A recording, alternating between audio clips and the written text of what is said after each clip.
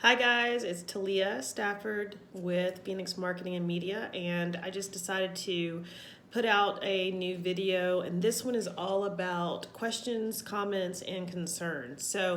Um, the main focus of this video is just how to handle the finish of a great presentation or a speech or an interview. And I just got finished actually talking to my class about this, and I just thought, why not put out a quick video about it? But no one ever told me that this was a thing. And so I just happened to be in a meeting, and I was actually there to be a guest judge, and I just happened to listen in for hours at a topic they were sharing.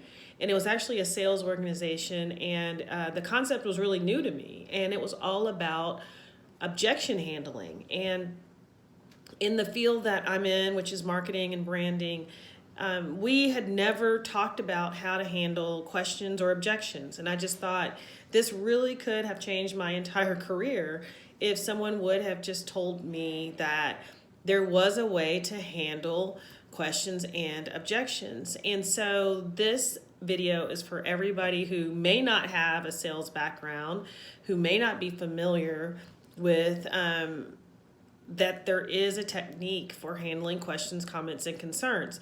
So just in the top 5 things that I want to share with you, I just want to talk about that in any great speech or in any great pitch or even an interview, maybe even a difficult conversation with the client or a boss or anything, is you're trying to get to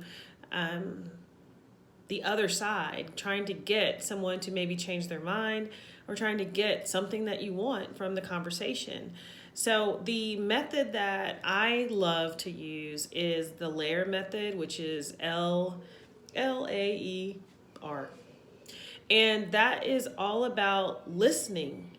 So I used to be really bad about this. People may ask a question, and I just thought if I had the answer, just spurt it out. And instead, the very first thing is just take a minute to listen to the question. So that's the first thing. And then next is A, which is acknowledge. Simple thing, but we just went through this tonight in my class, and it's amazing how we have learned, especially if you know the answers to a question, to just give the answer. So the very first thing that we want to do after we have listened is to acknowledge the question. The great thing about that is you're not just acknowledging the question, but sometimes you are acknowledging the person who asked the question. And that is equally important. Empathy is one of the best things that you can show to connect with the other side. And let me tell you, I have found that even more than just knowing information, knowing who you are talking to and what they value is extremely important. It also humanizes you and probably helps you to get to a better close or an outcome. So listen and then acknowledge. Some of the tips that you can use to acknowledge a question might be as simple as saying, I hear you. And I think that's a great thing to just take a pause. And if a person asks you a question about your proposal or your pitch, then just simply say, I hear you. I understand that that might be a question that a lot of people would bring up. Some other ways that you can acknowledge may say, great question. And there's a ton of them, and we'll have a whole nother video on how to acknowledge questions.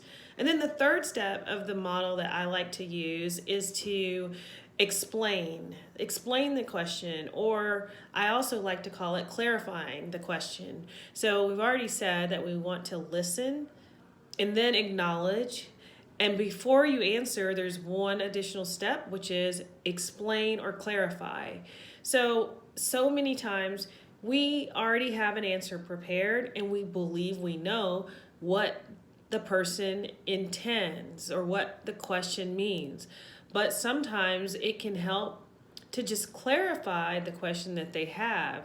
So one of the most common things that I know in my business I get asked about is money. And as a business owner, if you're a business owner that's tuning in, then you may get asked this a lot. So it may be something that comes up around money. One objection might be, I'm sorry, you're too expensive, right? I think it's a very common thing that happens. So if we just use the model that I like for how to handle that objection, you listen and then you say, thanks for bringing that up. I could see where you would think that this product or this service or this campaign could be really expensive. Can you help me to understand why you think that? That may be one way that you clarify the question. Or are you saying that right now you can't afford to spend this, or you don't have the budget? So it could be that you just help to clarify what the question is, and then you can respond. So in that example, if you're doing this great proposal for a marketing campaign and the person says, I love everything about it, but it's just too expensive for me. Okay, so we hear that and then we acknowledge it and say, I can see where you would say that this campaign looks really expensive and we're excited that our work looks like it is at that level. That was by design. Can you help us to understand what your budget is? So that could be one way that you can help to clarify what their real objection is. And hopefully from that, they may say something like, well, our budget is $10,000.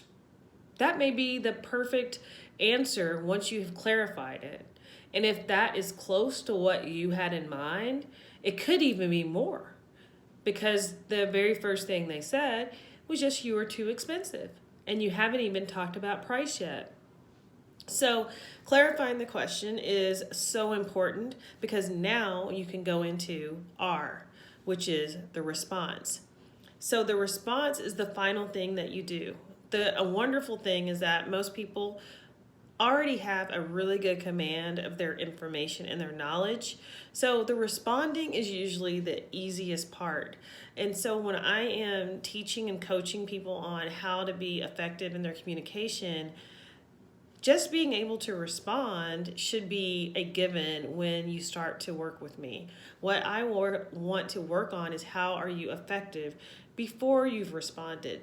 So let's role play with the example that we have.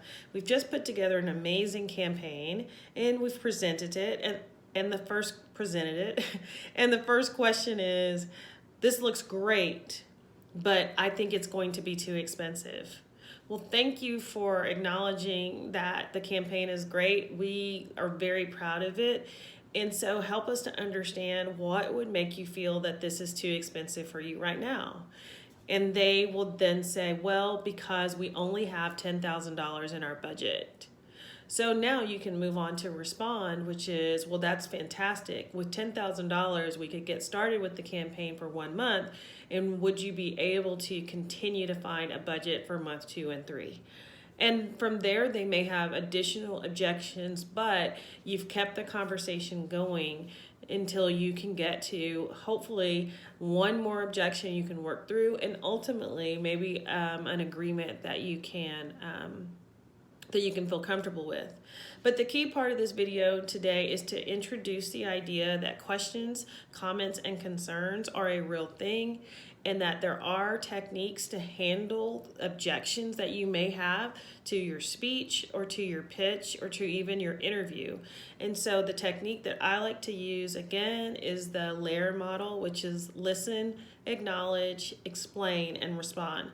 Thanks for tuning in. If you'd like more content about running your business, marketing, and how to do it yourself, tune in to my channel, and I appreciate it. See you guys soon.